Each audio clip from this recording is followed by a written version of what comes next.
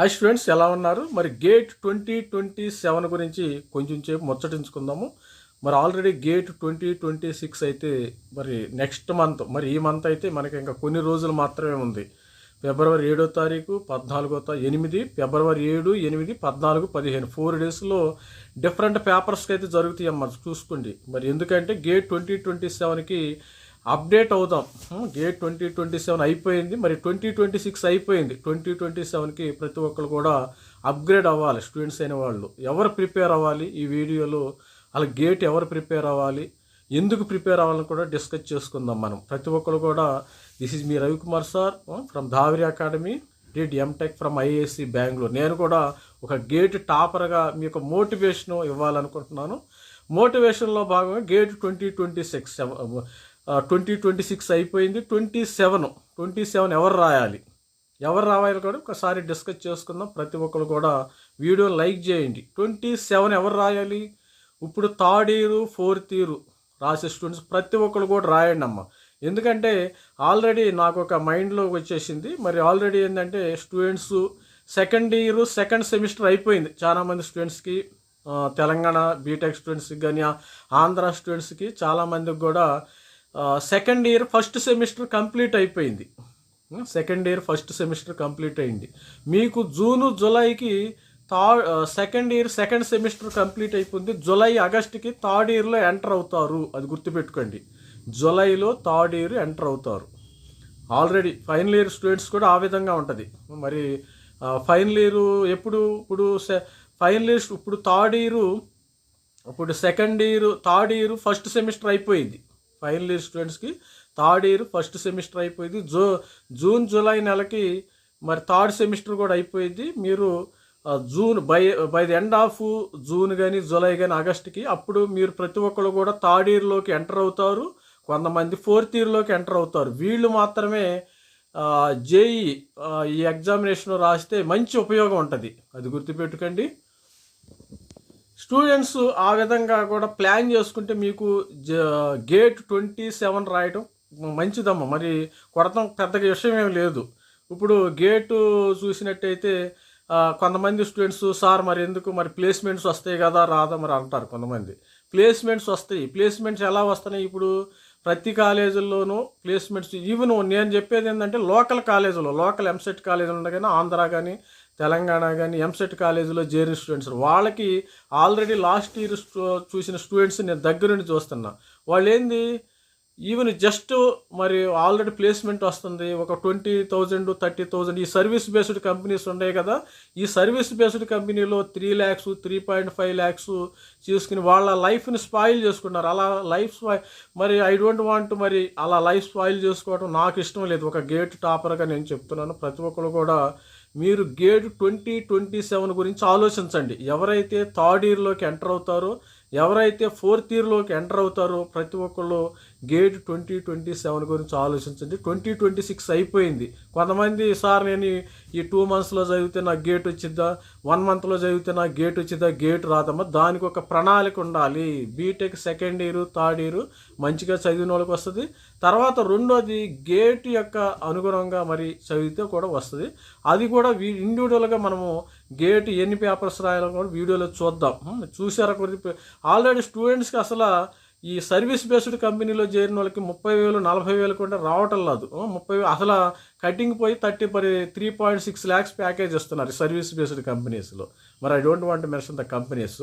ఈ service based కంపెనీలో 3.6 ఇస్తే వాళ్ళకి 30,000 అమ్మ.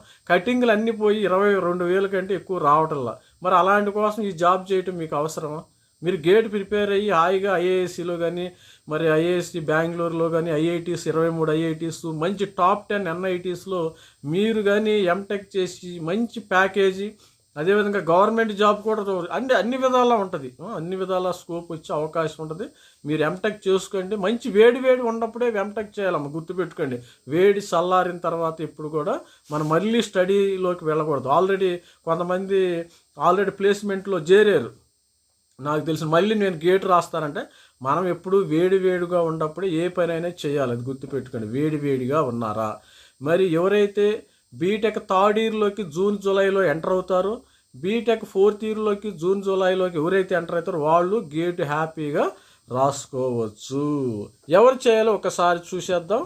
గేట్ 2027లో ఉండే పేపర్స్ 2026 బేస్ మీద ఒకసారి చూసుకుందాం. మరి ఏరోస్పేస్ ఇంజనీరింగ్ ఉంటాము, బీటెక్ ఏరోస్పేస్ చేసిన వాళ్ళు చూస్తారు. మనం ఎక్కువగా ఏరోస్పేస్ ఇంజనీరింగ్, ఇన్స్ట్రుమెంటేషను, మ్యాథమెటిక్స్, వీళ్ళకి ఎంఎస్సి మ్యాథమెటిక్స్ వాళ్ళు కూడా మంచిగా మీరు మంచి మ్యాథమెటిక్స్, కంప్యూటింగ్, ఐఐటి, ఐఐసి బెంగళూరులో మంచి మంచి అవకాశాలు ఉన్నాయి. ఎంటెక్ చేసే అవకాశాలు ఉంటాయి. Mechanical engineering, mining engineering, metallurgy, civil, Biotech, biomedical, chemical engineering చేయొచ్చు, పెట్రోలియం ఎనర్జీ చేయొచ్చు, physics, production, chemistry, computer science, especially computer science students ఎక్కువ మంది ప్రొడక్షన్ ఇండస్ట్రియల్ ఇంజనీరింగ్ చేయొచ్చు. మరి టెక్స్టైల్ ఇంజనీరింగ్ తక్కువ ఉంటాయి కదా. మరి electrical, electronics and communication, DA data, AML వాళ్ళు ఇవి రాయొచ్చమ్మ. ఏఎంఎల్ వాళ్ళు ఈ బ్రాంచ్ తీసుకోవచ్చు. డిఏ ఎలక్ట్రికల్ ఇంజనీరింగు, తర్వాత జియో టెక్నికల్ ఇంజనీరింగు. ఈ ఇంజనీరింగ్లు అన్నింటిలో మినిమం 2 పేపర్స్ రాయొచ్చు. మేము చదువుకునేటప్పుడు ఏంటంటే ఎవరు పెడితే, సపోజ్ నేను ఎలక్ట్రానిక్స్ అండ్ ఇన్స్ట్రుమెంటేషన్ బీటెక్ చేశాను, నేను ఇన్స్ట్రుమెంటేషన్ పేపరే రాశాను. ఈసీ స్టూడెంట్స్ ఈసీ పేపరే అని కొద్దిగా రెస్ట్రిక్షన్స్ ఉండే. ఇప్పుడు ఆ రెస్ట్రిక్షన్స్ ఏమీ లేవు. మినిమము 2 పేపర్స్ని ఎవరైతే రాయొచ్చు, ప్రతి ఒక్కరు కూడా 2 పేపర్స్ని ప్రతి ఒక్కరు కూడా రాసుకునే అవకాశం ఉంది. ఇక్కడ చూడండి, మినిమము 2 పేపర్లు ఇక్కడ రాయొచ్చు అనమాట. సపోజు మీరు ఏరోస్పేస్ ఇంజనీరింగ్ చేస్తున్నారు అనుకోండి, code of second paper civil engineering చేయొచ్చు, మెకానికల్ చేయొచ్చు. సపోజు నేను ఇన్స్ట్రుమెంటేషన్ ఈఐ పేపరు, ఇన్స్ట్రుమెంటేషన్ వాళ్ళు ఏంటంటే మెయిన్ ప్రైమరీగా మీరు ఇన్స్ట్రుమెంటేషన్ ఇంజనీరింగ్ అనమాట. మీరేం చేయొచ్చు, బయోమెడికల్ రాయొచ్చు, తర్వాత electronics and communication, electrical, mechanical రాయొచ్చు. ఎక్కువ మంది ఇన్స్ట్రుమెంటేషన్ వాళ్ళకి టచ్ ఉండేది ఎలక్ట్రానిక్స్ అండ్ కమ్యూనికేషన్, ఇన్స్ట్రుమెంట్, ఈ 2 ఎలక్ట్రికల్ అండ్ ఎలక్ట్రానిక్స్ ఈ పేపర్ రాసుకునే అవకాశం ఉంది. ఇక మ్యాథమెటిక్స్ స్టూడెంట్స్, మ్యాథమెటిక్స్ ఎవరైతే రాస్తారో వీళ్ళు జనరల్గా కంప్యూటర్ సైన్స్ పేపర్ రాయొచ్చు, సెకండ్ డిఏ పేపర్ కూడా రాయొచ్చు, ఫిజిక్స్ పేపర్ కూడా. ఎందుకంటే మ్యాథమెటిక్స్ డిఏ ఆల్మోస్ట్ ఆల్ ఈక్వల్గా ఉంటుంది. మెకానికల్ వాళ్ళు మరి ఏరోస్పేస్ డిఏ రాయొచ్చు, ఇన్స్ట్రుమెంటేషన్ రాయొచ్చు, ఇవి కూడా ప్రొడక్షన్ ఇండస్ట్రీలు కూడా రాయొచ్చు. సివిల్ ఇంజనీరింగ్ తీసుకోండి. సివిల్ ఇంజనీరింగ్ వాళ్ళు ఏం చేయాలి, civil engineering first paper civil engineering, second paper వచ్చి ఏరోస్పేస్, అగ్రికల్చరు, మరి జెనెటిక్, ఇవి కూడా రాయొచ్చు. కెమికల్ ఇంజనీరింగ్ అంటే వీళ్ళకి ఎక్కువ ఆప్షన్స్ ఉండవమ్మ. కెమికల్ ఇంజనీరింగ్ ఫస్ట్ పేపర్ అనుకుంటే మరి ఇంజనీరింగ్ సైన్స్, తర్వాత ప్రొడక్షన్, ఇవన్నీ కెమికల్ వాళ్ళకి ఎక్కువ ఆప్షన్స్ లేవు. ఇక్కడ మీరు రాసుకుంటే రాసుకోవచ్చు. ఆప్షన్స్ ఉండే ఎవరికంటే ఇన్స్ట్రుమెంటేషన్ వాళ్ళకి, electronics and communication, electrical and electronics, computer science, mathematics. Suppose chemistry వాళ్ళు ఎక్స్ఈఎక్స్ఎల్ సెకండ్ పేపర్గా మీరు ఆప్ట్ చేసుకోవచ్చు. ఫిజిక్స్ అనుకో, physics first paper, second paper నాది కంప్యూటర్ సైన్స్ రాయొచ్చు, డిఏ రాయొచ్చు, ఈసీ రాయొచ్చు, త్రిబుల్ రాయొచ్చు. ఈ విధంగా మీరు రాసుకోవచ్చు. సపోజు డిఏ స్టూడెంట్స్, డిఏ నాది సెకండ్ పేపర్ అనుకో, ఫస్ట్ పేపర్ వచ్చి second paper, first paper DA AML, DA అంటే ఏఎంఎల్.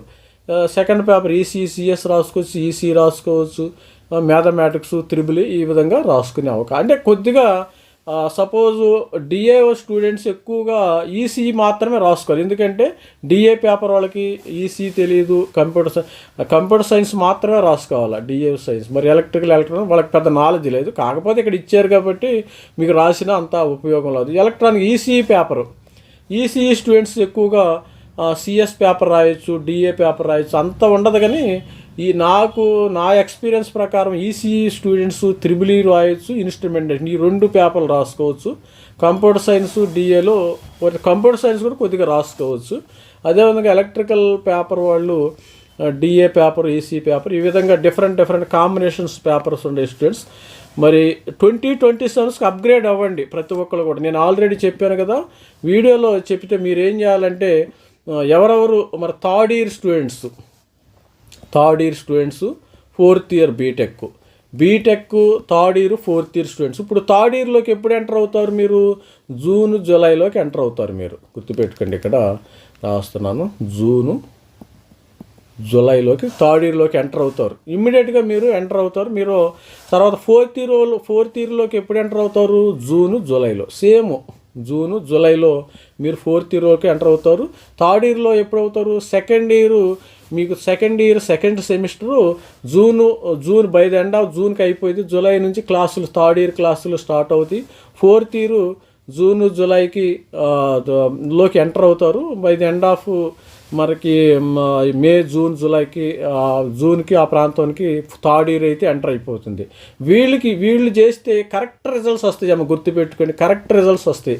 థర్డ్ ఇయర్లో రాస్తే వాళ్ళకి గేట్ ఎప్పుడు ఉంటుంది, మీరు 2027 వాళ్ళు రాస్తారు థర్డ్ ఇయర్, మీకు 2028 2029 3 సంవత్సరాలు వ్యాలిడిటీ ఉంటుంది స్కోరు. దీన్ని ఉపయోగించుకుని మీరు పబ్లిక్ సెక్టర్లో జాయిన్ అవ్వచ్చు, ఐఐటీలు ఎన్ఐటీలు హ్యాపీగా. సపోజ్ థర్డ్ ఇయర్లో మీకు స్కోర్ వచ్చేసింది, హ్యాపీగా నిద్రపోయి 2027లో మీకు బీటెక్ అయ్యేసరికి 28, అంటే మీరు జస్ట్ ఏంటంటే 27లో వ్యాలిడిటీ ఉంటుంది.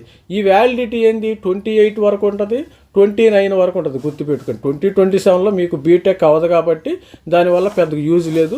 థర్డ్ ఇయర్ పిల్లలకి 2028 2020 అప్పుడు కూడా మళ్ళీ గేట్ రాసుకోవచ్చు. రాసుకుంటే మీకు ఏది బెస్ట్ స్కోరు, సపోజు 2027లో నాకు మంచి స్కోర్ వచ్చింది, ఒక 700 స్కోర్ వచ్చింది. 2028లో మీకు 800 స్కోర్ వచ్చింది. ఏది మంచి స్కోర్ ఉంటే ఆ స్కోర్ని మీరు ఉపయోగించుకోండి. థర్డ్ ఇయర్ పిల్లలు ఎవరైతే థర్డ్ ఇయర్కి ఎంటర్ అవుతారో జూన్ జూలైకి, అంటే ఇప్పుడు నేను వీడియో చేసేటానికి వాళ్ళు సెకండ్ ఇయర్ ఫస్ట్ సెమిస్టర్ అయిపోయింది. నేను వీడియో చేసేటానికి సెకండ్ ఇయర్ ఫస్ట్ సెమిస్టర్ అయిపోయింది, second year second semester start అయ్యింది. మీకు జూన్ కల్లా second year second semester close అయిపోద్ది. మరి జూన్ జూలైలో third year first semester enter అవుతారు. ఇమ్మీడియట్గా మీరు గేట్ ఓపెన్ చేసేయండి. ఎవరు కూడా ప్లేస్మెంట్ జాయిన్ అవ్వద్దు. ప్లేస్మెంట్లో కూడా ఎక్కువ ప్యాకేజెస్ రావటంలా. మరి ముఖ్యంగా ఈ లోకల్ కాలేజెస్ ఉంటాయి చూసావా, లోకల్ కాలేజెస్ సపోజు తెలంగాణలో చిన్న ఇప్పుడు విఎన్ఆర్ ఉండే, సిబిఐటి, వీటిల్లో కూడా పెద్ద ప్లేస్మెంట్ రావటం లేదమ్మా. మరి ఆంధ్రప్రదేశ్లో కానీ ఆర్వీఆర్ జేసీ కానీ మరి ఆంధ్ర యూనివర్సిటీ కాలేజీలు కూడా పెద్ద ప్లేస్మెంట్ రావటంలా.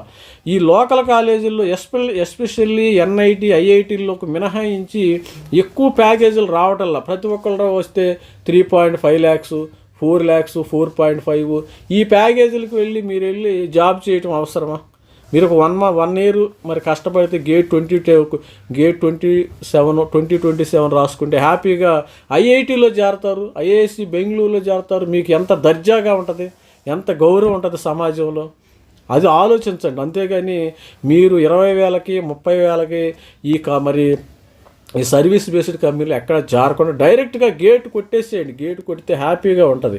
గేట్ కొడితే మీకు ఆ డ్రీమ్ కూడా ఉంటుంది. మీరు సపోజ్ కొంతమంది స్టూడెంట్స్కి జేఈ రాసి ఐఐటీలో మరి అప్పుడు ఎంసెట్లో చేరతారు. జనరల్గా ఏంటంటే జేఈ ఎవరు రాస్తారు, ఐఐటీలు ఎన్ఐటీలు చేస్తారు. కానీ అప్పుడు మీరు కొన్ని పరిస్థితుల వల్ల జేఈ కొట్టలేక ఐఐటీలో ఎన్ఐటీలో చేరలేక లోకల్ ఎంసెట్ కాలేజీలో చేరతారు. ఈ లోకల్ ఎంసెట్ కాలేజీలో చేరి వల్ల ఆ కోరికను ఇప్పుడు తీర్చుకోవచ్చు. ఆ కోరికని గేటు 2027లో రాసి మీరు థర్డ్ ఇయర్ స్టూడెంట్స్ కానీ ఫైనల్ ఇయర్ స్టూడెంట్స్ కానీ రాసి ఆ కోరిక తీర్చుకోండి. ప్రతి ఒక్కరు ఆ డ్రీము మీ లైఫ్లో సపోజ్ ఇప్పుడు జారపోతే, ఇప్పుడు ఎంటెక్ ఐఐటీలో ఐఏఎస్సిలో చేయకపోతే మీరు లైఫ్లో చేయలేరు. అది గుర్తుపెట్టుకోండి. తస్మాత్ జాగ్రత్త. మీకు డిజైర్ ఉండాలి, స్టూడెంట్కి డిజైర్ ఉండాలి. డిజైర్ ఉన్న స్టూడెంట్ ప్రతి ఒక్కళ్ళకి గేట్ వస్తుంది. అది గుర్తుపెట్టి. గేట్కి పెద్ద బ్రహ్మాండమైన ఐఏఎస్ ఐపీఎస్ ఎగ్జామినేషన్ కాదమ్మా. సపోజు ఐఏఎస్ ఐపీఎస్ ఎగ్జామినేషన్కి మనకి ఆల్ ఓవర్ ఇండియాలో మరి 1,000 ఐఏఎస్ ఐపీఎస్ సీట్లు ఉంటాయి.